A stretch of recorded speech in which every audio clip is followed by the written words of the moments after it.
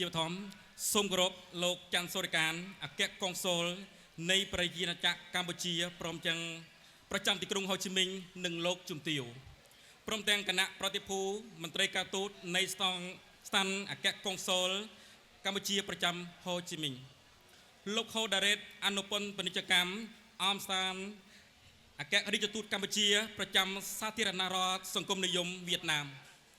លោកស្រីថុងខនខៅសាទកុងស៊ុលនៃសាធារណរដ្ឋប្រជាមានិតឡាវប្រចាំទីក្រុងហូជីមិញលោកងៀងវ៉ាងតេវអនុប្រធានអចិន្ត្រៃយ៍នៃសមាគមមិត្តភាពវៀតណាមកម្ពុជាសូមគោរពឯកឧត្តមលោកជំទាវលោកស្រីជាភ្ញៀវកិត្តិយសម្ចាស់ឧបត្ថម្ភនិងបងប្អូនជាសមាគមខ្មែរទាំងអស់ជាទីស្រឡាញ់រាប់អានជាកិច្ចចាប់ផ្ដើមក្នុងនាមជាគណៈកម្មការរៀបចំកម្មវិធីខ្ញុំបាទ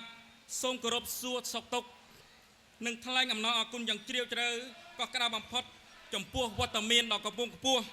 របស់ឯកឧត្តមលោកជំទាវលោកស្រីភ្ញៀវកិត្តិយសទាំងអស់ដែលបានលះបង់នៅពេលវេលាអញ្ជើញចូលរួមជាមួយយើងខ្ញុំដើម្បីអបអរសាទរបុណ្យចូលឆ្នាំថ្មីប្រពៃណីជាតិឆ្នាំមមីអត្តស័កពស2570គ្រិស្តសករាជ2026នេះគឺជាព្រឹត្តិការណ៍ដ៏មានអត្ថន័យពិសេសដោយសារឆ្នាំនេះជាលើកទី6ហើយដែលជាពិធីជួបជុំប្រចាំឆ្នាំរបស់សមាគមខ្មែរនៅទីក្រុងហូជីមិញត្រូវបានប្រព្រឹត្តឡើងឆ្លងកាត់រយៈពេល6ឆ្នាំនៃការរក្សានិងអភិវឌ្ឍកម្មវិធីនេះមិនត្រឹមជាការជួបជុំធម្មតាប៉ុណ្ណោះទេ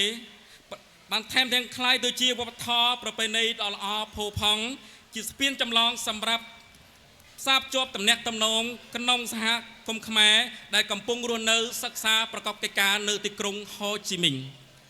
អង្គពិធីជាទីគោរពការជួបជុំគ្នានេះនៅពេលនេះបង្កប់នូវអត្ថន័យយ៉ាងជ្រាលជ្រៅដូចតទៅទី1ជាឱកាសបានជួបជុំ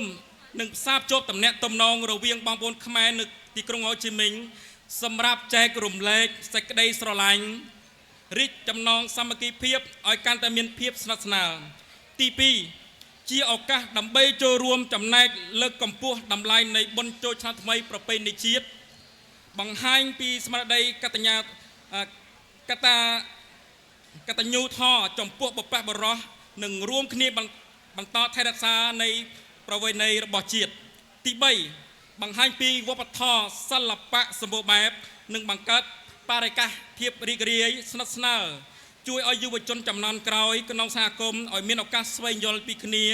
និងរួមគ្នាថែរក្សានៅអត្តសញ្ញាណជាតិជាពិសេសនោះគឺជាឱកាសសំខាន់មួយសម្រាប់តបជួប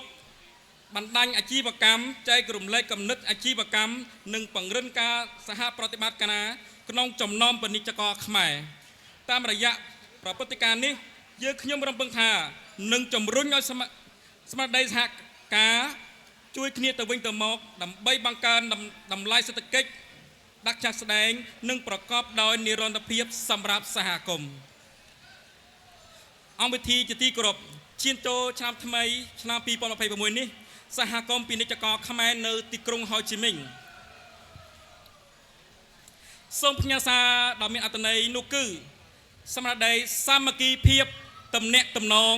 អភិវឌ្ឍប្រកបដោយនិរន្តរភាពយើងខ្ញុំមានជំនឿមុខមាត់ថាតាមរយៈការរួមកម្លាំងនិងកិច្ចខិតខំប្រឹងប្រែងមិនឈប់មិនឈរសហគមន៍ខ្មែរនឹងបន្តលើកកម្ពស់នៅតម្លៃប្រពៃណីវប្បធម៌ដ៏ល្អរបស់ជាតិព្រមទាំងបង្កើតទូនាទីនិងឋានៈក្នុងជីវភាពសេដ្ឋកិច្ចសង្គម